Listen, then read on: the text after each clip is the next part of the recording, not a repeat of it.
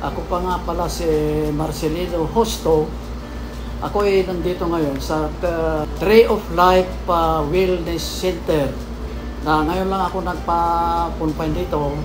And then, naobserbahan ko sa 10 araw na pag-stay ko dito, ay talaga napakaganda yung sitwasyon ko. Nagbago yung pananalita, pagkatapos sa pagkain. Talagang na-enjoy ko yung pag-stay ko dito. At ako ay lubos na nagpapasalamat dito sa mamahal dito, lalong-lalo na kay Ma'am Mirna, sa lahat ng mga kasamahan na dito na talagang very comfortable kami na nandito kami. Sa lahat na pangangailangan namin na ibigay nila, na talagang with very respectful talaga, very timely talaga yung pagpunta namin talaga dito. Kaya maraming salamat po. Ako si Mariela Yaclususto. Mga 2 years na wala kaming face-to-face check-up sa doktor.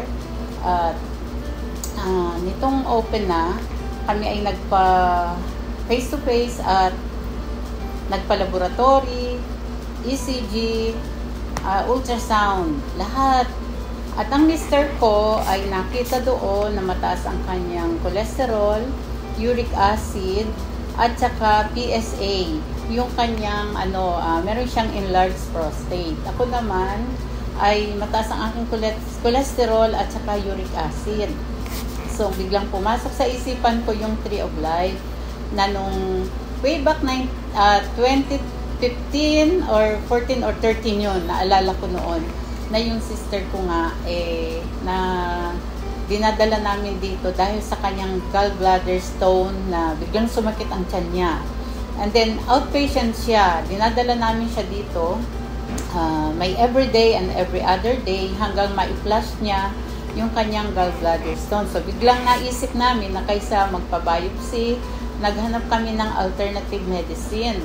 Kaya naisip ko yung Tree of Life. So sinamahan ko na lang siya at nag-enroll ako doon sa sa diet. Sa halip na yung nagbabantay ako, na ang kakainin ko ay yung katulad ng pagkain sa bahay. So nag-enroll ako doon sa healthy food at saka juicing. So sabay kami na kumakain ng healthy food, yung raw vegetables and fruits at saka juicing. Sa unang araw ng colonic, medyo hesitant ka talaga, pero pagkapaligo mo, parang gusto mo na ulit bukas kasi ramdam mo yung gaan. Sa pagtulog sa gabi, nung unang gabi, okay, may mga pagbabago hanggang pangatlong gabi, hanggang maging sa araw-araw, binabantayan ko yung kanyang pagbangon.